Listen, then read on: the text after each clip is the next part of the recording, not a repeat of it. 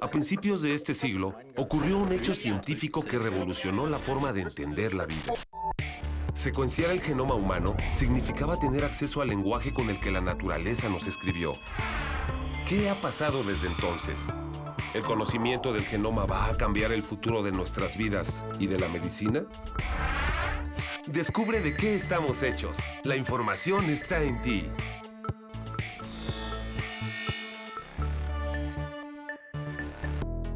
Bienvenidos a ¿De qué estamos hechos?, el programa de divulgación del Instituto Nacional de Medicina Genómica. Hoy platicaremos acerca de una de las enfermedades más temidas por sus efectos devastadores, el cáncer. La ciencia médica ha buscado entender esta terrible enfermedad y actualmente se buscan respuestas a través del genoma de las células cancerosas. Y para adentrarnos en el tema, vayamos a la siguiente cápsula. Mi nombre es Emanuel González. Y yo soy Paola Cohen. ¡Comenzamos! En 1960, en Filadelfia, dos científicos, Peter Nowell y David Hungerford, marcaron un hito en la investigación médica acerca del cáncer, al encontrar por primera vez una clara conexión entre la genética y esta enfermedad. Descubrieron que todos sus pacientes con leucemia mieloide crónica tenían una anormalidad en el cromosoma 22. Este era más pequeño de lo normal y le llamaron cromosoma Filadelfia, en honor al lugar donde se descubrió. Esta característica se debe a una mutación rara en la que dos cromosomas intercambian fragmentos grandes. En este caso, el cromosoma 22 pierde un fragmento y el cromosoma 9 lo gana. Así, quedan fusionados dos genes, uno del cromosoma 9 y otro del cromosoma 22. Recordemos que el ADN proporciona la información para la producción de proteínas en las células. Es así que cuando la célula en la que ocurrió la mutación lee el fragmento de ADN fusionado, produce una proteína que combina dos informaciones distintas. Este error ocurre en una sola célula de la médula ósea, la cual se multiplica y hereda la misma información errónea. A su vez, las células hijas que recibieron esta información continúan reproduciéndose. Es entonces cuando se genera la enfermedad. En las células hay proteínas llamadas enzimas que activan o desactivan la acción de otras proteínas, como la llamada tirosina sinasa.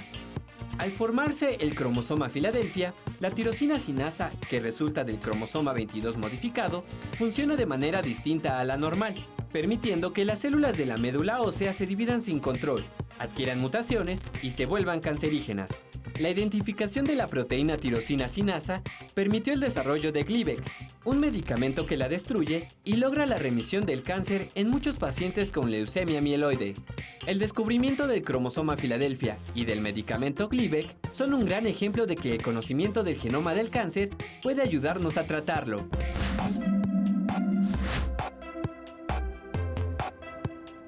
Bienvenidos a una emisión más del programa ¿De qué estamos hechos? Este capítulo está dedicado a la genómica y el cáncer, que en muchas ocasiones, cuando la gente escucha la palabra cáncer, suele pensar en la enfermedad más temida debido a sus efectos devastadores. Para profundizar más en el tema el día de hoy acerca de la enfermedad del cáncer como prevención también y tratamientos vinculados con la genómica, tengo a dos grandes especialistas. Se encuentra conmigo el doctor Adrián Cabrioto Villanueva, quien es oncólogo del Centro Médico ABC y especialista en cirugía oncológica, y al doctor Jorge Meléndez Shaila, quien es jefe del Departamento de Genómica Funcional de Investigación Básica en el IMEGEN. Bienvenidos, muy buenos días. Gracias por la invitación.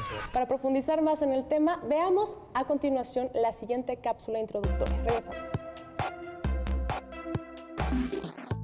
Tu cuerpo se regenera constantemente. Una gran parte de los billones de células que te componen se dividen continuamente, ya sea como parte de sus funciones o bien para reparar tejido perdido o dañado.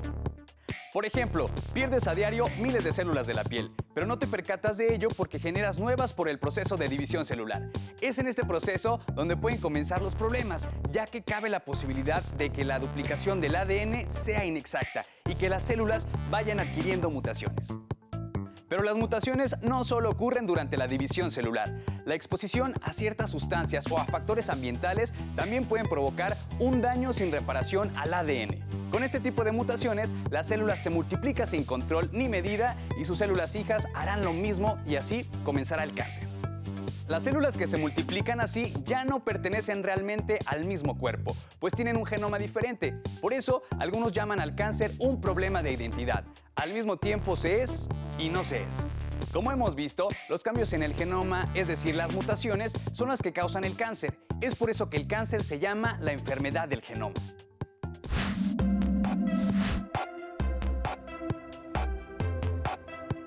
Comenzando este primer panel de entrevista y profundizando mucho más en el tema. ¿Cómo ayuda actualmente a los especialistas de oncología, cirujanos y muchos otros que se dedican al estudio de la enfermedad del cáncer saber que es una enfermedad que se origina en los genes?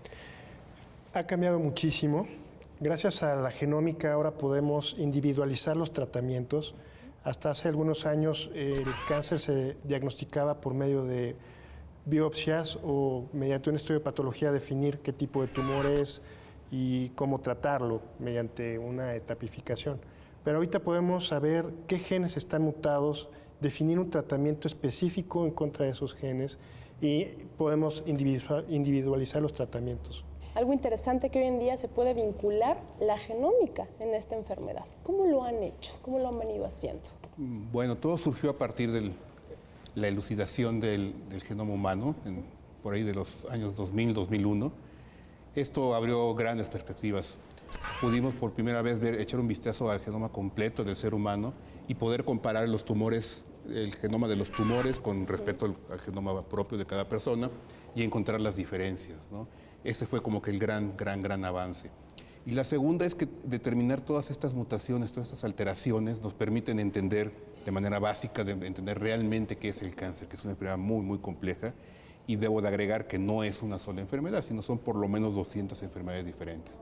Es por ello la dificultad de diagnosticarlo, tratarlo y poderlo seguir, ¿no? Y es por ello que se dice usualmente que los cambios en el genoma o una mutación son las causas de cáncer. Sin duda, las mutaciones en los genes, en el ADN, producen una aceleración en el crecimiento celular. Entonces las células se vuelven crecen, se dividen constantemente y se vuelven células inmortales. Y también hay alteraciones en genes que detienen, más bien, no se detienen, no hay un freno en la muerte celular programada.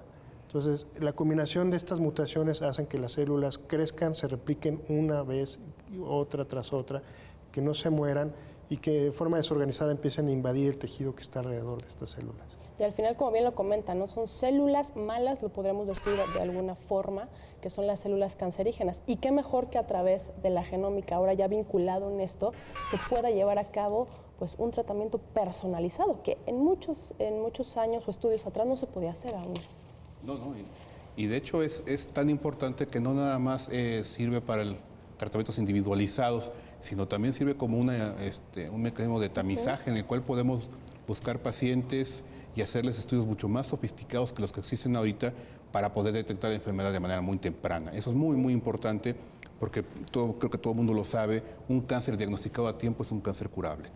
Y en segundo también nos permite, aparte del tratamiento, tener un buen pronóstico, ¿no? O sea, podemos decidir qué paciente requiere mayor seguimiento, qué paciente requiere estar encima de él para ver si tiene alguna recaída y poderla tratar de manera temprana, ¿no? Esto es, creo, las tres cosas más importantes que le ha brindado la genómica al estudio y al tratamiento del cáncer actualmente. Y de estos estudios sofisticados que comentas, ¿cuáles son los que se llevan a cabo, los más comunes?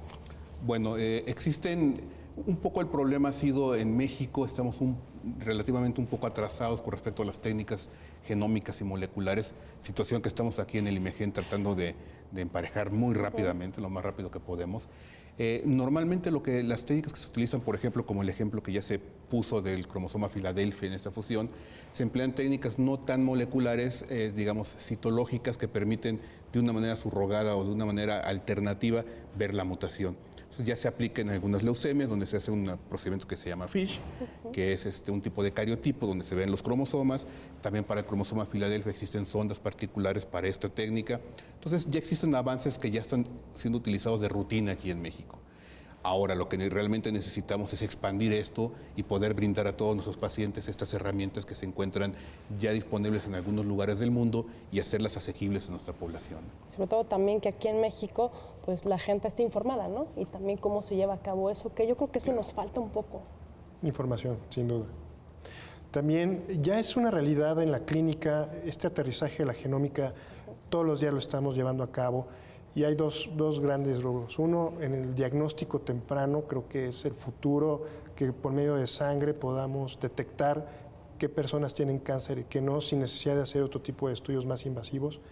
Y el segundo enfoque en la clínica es seleccionar a los pacientes que, en el ejemplo de cáncer de mama, ya tenemos firmas, es decir, un conjunto de genes que nos predicen si un paciente en una etapa temprana, un cáncer temprano, va a desarrollar metástasis.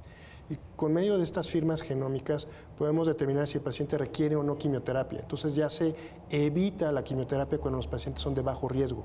Ya no se les requiere dar quimioterapia, sabemos que ese paciente va a sobrevivir, se va a curar aún sin administrar la quimioterapia.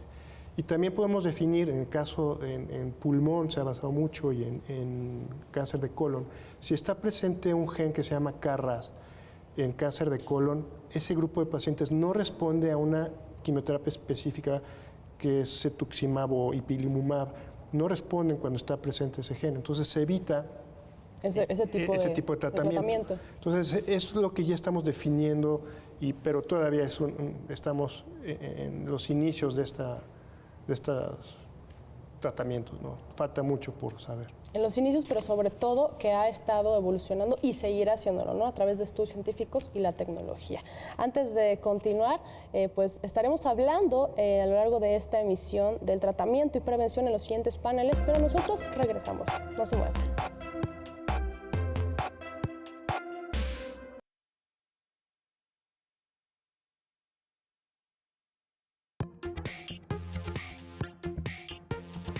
Gracias a que se ha ido conociendo el vínculo genético de cada tipo de cáncer, se han podido desarrollar drogas con sustancias activas dirigidas específicamente a desactivar la estructura y acción de la o las proteínas afectadas por mutaciones. Por ejemplo, en algunos cánceres de tiroides y un tipo de cáncer de piel, el melanoma, se ha identificado como frecuente una mutación en un gen llamado BRAF, que regula la división celular. Un fármaco llamado Vemurafenib fue aprobado en 2010 y la respuesta del 80% de los pacientes con la mutación fue positiva. En algunos cánceres de pulmón es usual una mutación en un gen llamado ALK, involucrado en controlar la división celular. Para ello, se desarrolló un fármaco llamado Crizotinib, dirigido específicamente contra la proteína generada a partir de este gen mutado.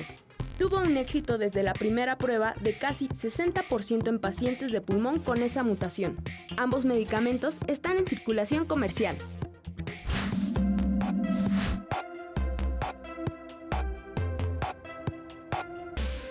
Actualmente se puede decir que en el estudio genómico del cáncer es el campo en el que más logros se ha obtenido. Y hablando específicamente en materia de prevención y tratamiento, ¿cuáles son los logros que hemos obtenido hasta el día de hoy?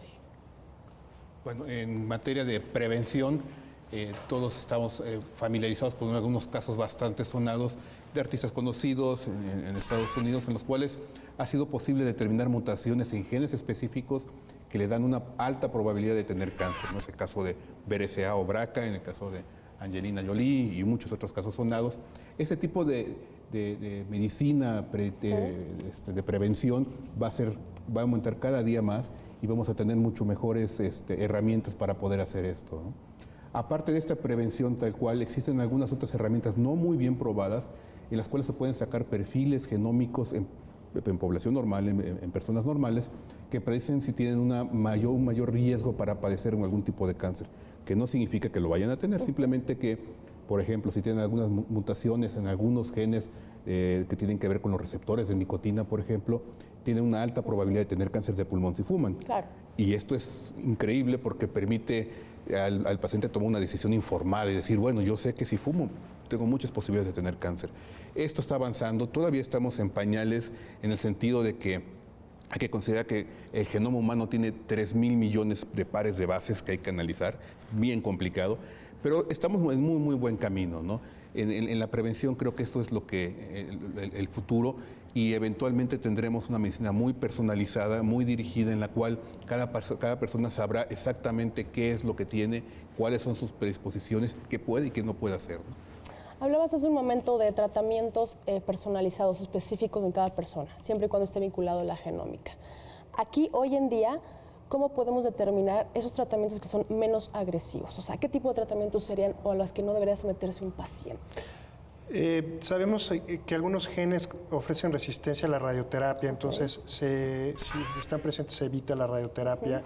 como te comenté hace un instante, se puede evitar la quimioterapia o todo lo contrario. Hay tumores muy pequeños, etapas tempranas, o iniciales, pero iniciales, pero que genómicamente tienen un perfil agresivo. Entonces, en ese grupo de pacientes tendremos que dar un tratamiento a la par igual de agresivo. Y hablando específicamente del cáncer, que ya mencionamos que se da en muchísimas formas, en muchísimos órganos, de muchísimas maneras, por así llamarlo, también hay algunos cánceres que son hereditarios, ¿cierto? Tal cual, sí, lo que se hereda es la predisposición, la predisposición. Sí, incluso este gen que habíamos platicado, el BRCA, tiene lo que se llama una penetrancia del 75% a los 65 años o 75, depende. ¿Qué significa esto de la penetrancia? Que si una persona, una mujer o incluso un hombre que también les puede dar cáncer de mama tiene esta mutación, tiene 75% de probabilidades de tener cáncer a los 75 años. No es una sentencia condenatoria que el 100%, ¿no? Entonces se pueden tomar medidas preventivas, ¿no? Eso por un lado. Y existen otros síndromes hereditarios familiares en los cuales hay una alta incidencia de cáncer dentro de una familia. Esto es importante porque si se puede hacer el diagnóstico genómico de la familia entera, se pueden prevenir este tipo de tumores. Si ya sé que tengo X o Y gen mutado, alterado y que tengo predisposición para cáncer de tiroides, entonces me hago un análisis anual, lo cual no se hace comúnmente en población. No lo hacemos. Sí, ¿no? Y no existen los recursos financieros en ningún país para hacerle un análisis de todos los órganos del cuerpo a todos los pacientes todo el tiempo. Entonces, con esto podemos personalizar a las familias que tienen estos síndromes hereditarios y podemos pescarlos a tiempo. Un ejemplo muy claro en el caso de cáncer de colon son estos síndromes hereditarios de cáncer de colon. Hay varios, hay polipósicos, no polipósicos. En el caso de los polipósicos existe terapia realmente económica que, a pesar de tener el gen, previene un gran porcentaje de estos tumores, y ese maravilloso fármaco es la aspirina, por ejemplo, ¿no? Doctor Meléndez, profundicemos un poco más en el tema. Acompáñeme a ver esta siguiente cápsula, porque también hablando de que el cáncer sigue siendo una de las principales enfermedades en México que causan la muerte. Vamos a ver la siguiente cápsula y regresamos.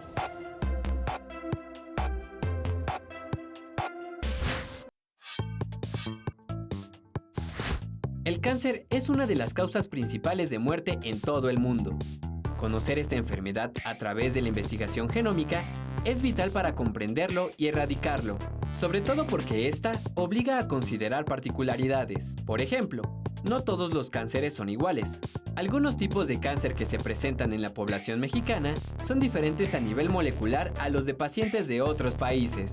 En el mundo, alrededor de 8.2 millones de personas murieron de cáncer en el 2012, y se espera que para las próximas 2 décadas el número de casos aumente en un 70%.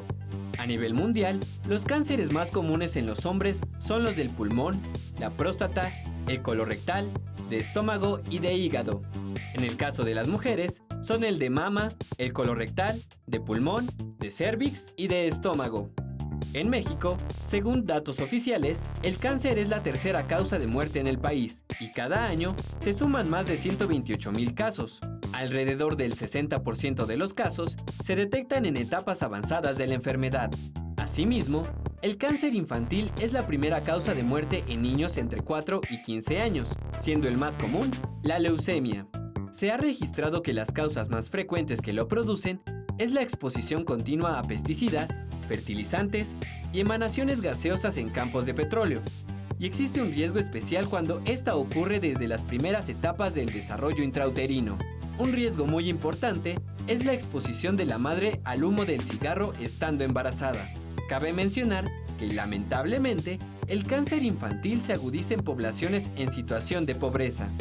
Según la OMS, más de la mitad de los enfermos bajo esta situación fallecen durante su tratamiento. Posiblemente sea por la carencia de instituciones expertas en esta enfermedad en las regiones marginales.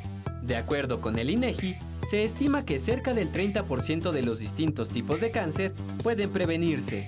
México cuenta con políticas públicas que buscan reducir los factores de riesgo de diferentes tipos de cáncer, como son la obesidad, el consumo de alcohol, la vacunación contra el virus del papiloma humano y contra la hepatitis B.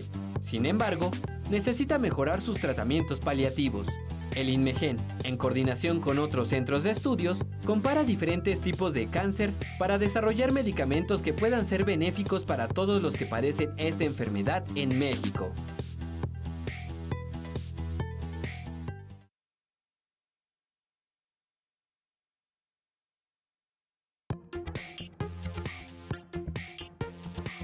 Los fármacos desarrollados para combatir el cáncer han sido la salvación para muchas personas, pero en algunos casos, en el que el tratamiento es prolongado, las células cancerosas se han vuelto resistentes a estos medicamentos.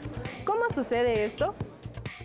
Esto ocurre porque la célula recién mutada se divide continuamente sin control, dando lugar a un conjunto muy grande de células cancerígenas, cada una con una identidad genética diferente. Entre todas estas células con variantes genómicas, habrá alguna que resista el ataque del fármaco especializado y sobreviva, y al reproducirse formará un tumor completo que será inmune al fármaco. Podemos decir que ese cáncer ha evolucionado, es decir, ha adquirido una adaptación en su genoma que le permite sobrevivir a una condición ambiental adversa, el medicamento. Aquellas células que por sus mutaciones pueden tomar nutrientes de células vecinas serán las que sobrevivan mejor en el interior del cuerpo. El cáncer es una constante batalla de las células con diferentes mutaciones contra el cuerpo que intenta controlarlas. Es una carrera armamentista que ocurre dentro del cuerpo mismo.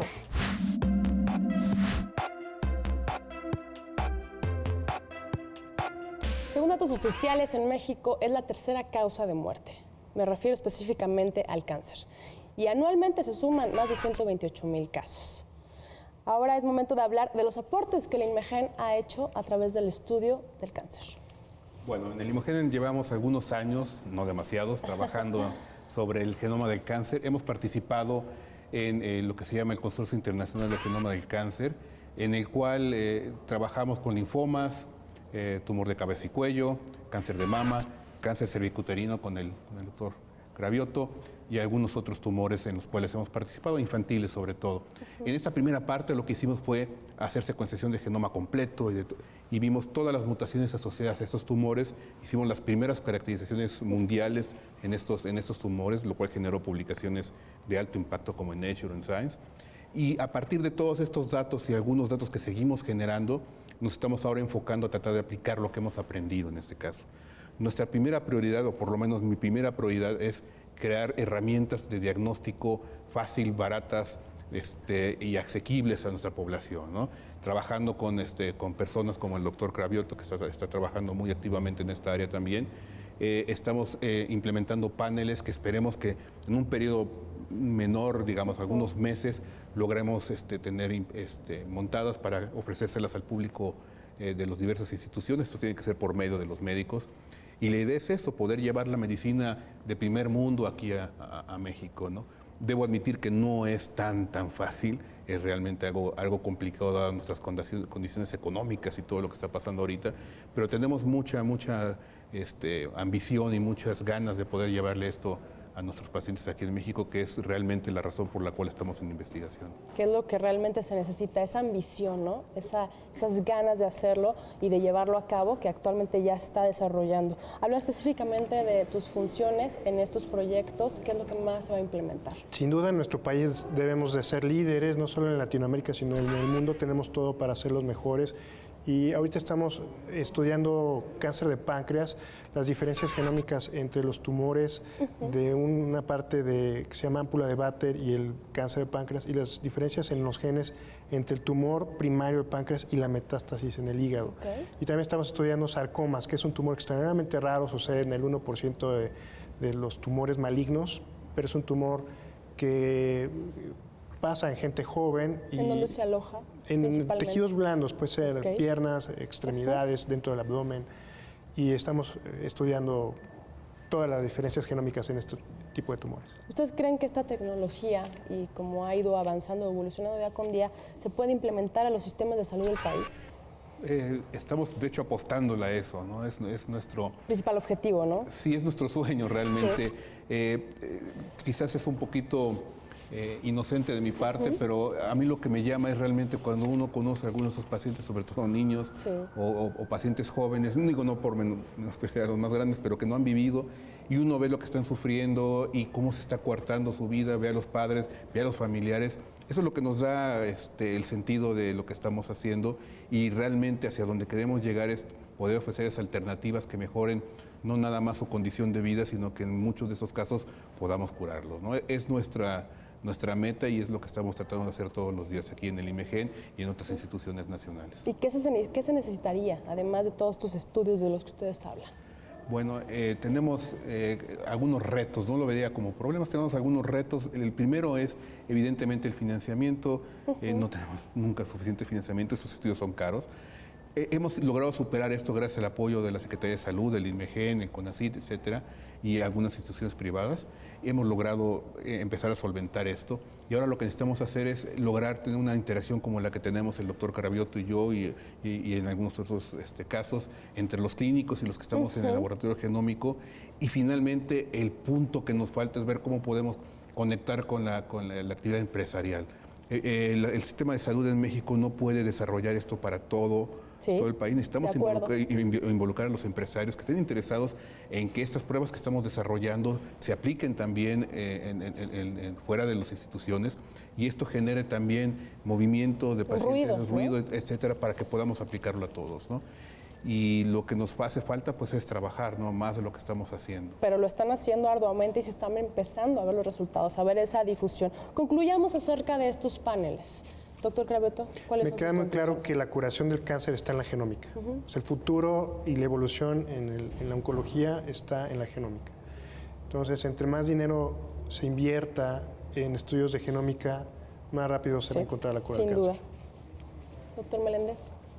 Debo de coincidir, quizás de una manera un poquito personal. Toda la genómica y todas las áreas ómicas que involucran proteínas, todo esto es el futuro. La inmunoterapia nueva que está saliendo, que está curando pacientes que antes no se curaban, también depende de estas herramientas genómicas. Y yo lo que le pediría un poquito a los pacientes, no tenemos todavía montado todo el asunto, un poco de paciencia, sé que es realmente difícil, pero les prometo que estamos trabajando continuamente y arduamente fines de semana, en las noches, para poder llevar a esto, y veo un futuro promisorio a corto y mediano plazo. Pues sin duda les agradezco muchísimo su participación. Gracias por la invitación. Y yo nos veo en la siguiente emisión de ¿Qué estamos hechos?, hablando específicamente de la genómica del cáncer de mama. Gracias, yo soy Paola Juan, nos vemos a la próxima.